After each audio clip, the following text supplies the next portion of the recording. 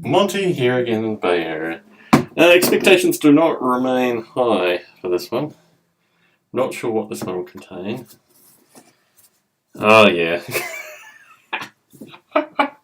Same shazit, different day. So Chaos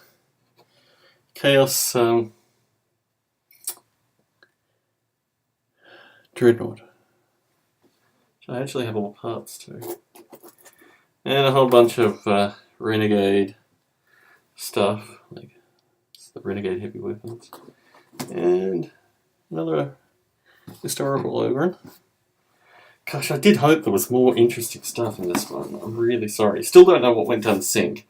But, oh yeah, this is so I got Kirill to commission build, well actually he gave me the molds associated with a series of these strange orcs, and these are the bodies. I did put a few of them together, sent them to someone. I think I sent them to Chris Abbott of Model Rail Radio fame.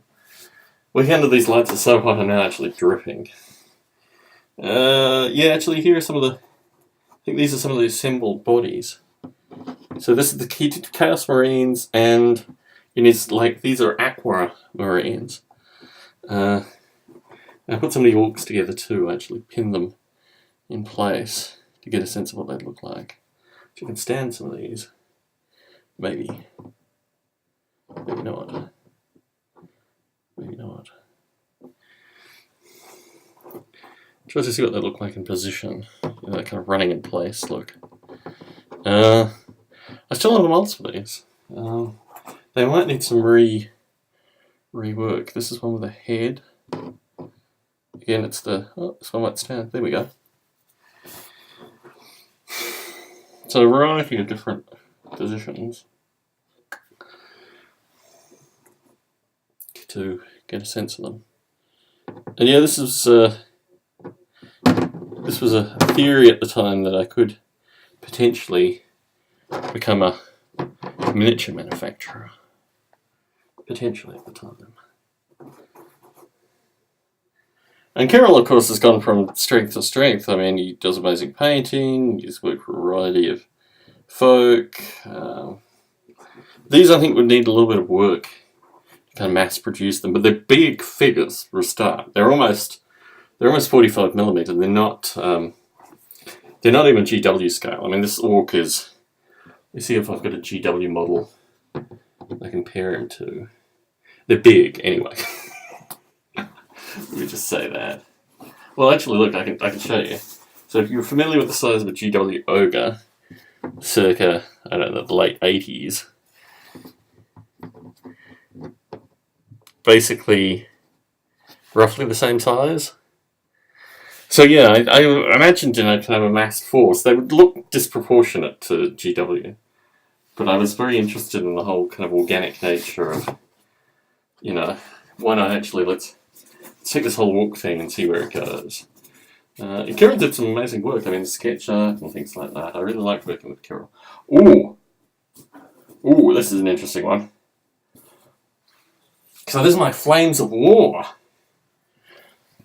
I wondered if I'd ever find this. Because my Flames of War collection of tanks that never really were quite finished, put together. Just put a couple of them out. I don't know what they are. Are they Panthers? I think they might be Panthers, potentially. Who knows? They're biggish. Let me put these back. See what's underneath them. I think more Flames of War goodness. I originally at one stage planned a mechanised German army. And, well, it fell on the wayside, didn't it?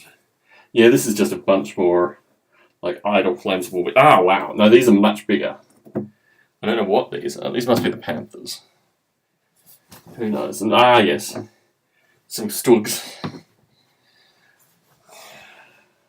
Well, at least I know where these are. Is there anything underneath them? Nope. Some Panthers and some Stugs. Oh, I know these I purchased. I thought I had more of them. They've got various turrets and other things beside them. I kind of at one stage thought I might assess what I actually had unpainted, because I just have a bunch of unpainted stuff. And yeah, what the cost would be, or whether I'd just put them up on eBay. I just put all this crap up on eBay. Like, space is at a serious premium, and you know, I don't know what you get. I mean, I need to look up what you get for a bunch of Flames of War stuff I can no longer identify. Anyway, well, for the Flames of War aficionados out there, you may have a sense of what these things are worth. I certainly don't. But yeah, I should actually consider selling them. If nothing more, to make myself feel a little bit better. And what I'm going to do while I do all this stuff is also try to organise, if I can. I really don't want to break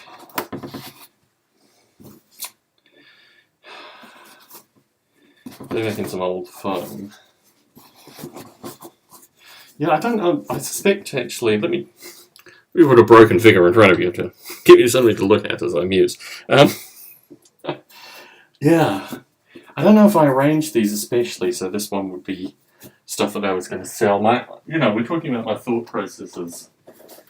How many years ago when I did this? This was really this is like the last throes of the Second World War. This is the last throes of leaving Vegas, just trying desperately to understand what the next few years of my life would look like, which is always a very interesting, somewhat curious critical assessment. Yeah, I'm just looking. Sorry. So what we have here is like a bunch of heads, various other things. I'll try and make this footage as interesting as possible. Maybe it's difficult to do. Okay, let's see how I can actually try to make this footage remotely interesting. If it's even possible. So what I have here is a bunch of heads, arms, legs, orc-related stuff. I'm just going to tilt this down a little bit so you can get... But yeah, really not a lot of anything. And similarly here, a series of kind of assembled concept models, including the Chaos Aquamarines, which again may or may not be coming out in the video. Hard to tell.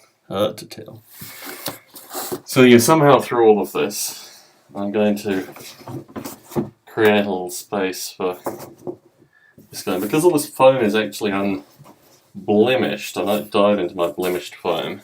Turn the camera off, dive into my blemished foam, put something together, and then, yeah, work out what I can actually sell on eBay. Because a lot of this stuff's got to go.